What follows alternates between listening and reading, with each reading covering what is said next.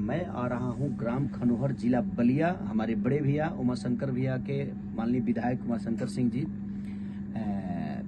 23 फरवरी 2024 आप सबके प्यार लेवे दिन में 10 बजे से रिसेप्शन पार्टी में वहाँ के बेटा के रिसेप्शन पार्टी बा। तो हमने के आवत नहीं जा और बहुत सारा कलाकार आवत रहे वो सबके प्यार और आशीर्वाद लेवे खातिर।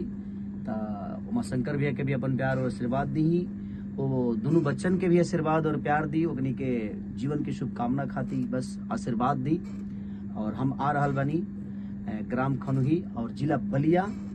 उमाशंकर सिंह जी यानी हमनी के विधायक, हमनी के बड़ भैया, हमनी के गार्जियन, वहाँ के बेटा के रिसेप्शन के शुभ अवसर पर तो वो लोग आई और अपन प्यार दिन में 10 बजे से 23 तारीख यानी 23 फरवरी 2024 यही 23 के आवतनी अपन प्यार आशीर्वाद दी।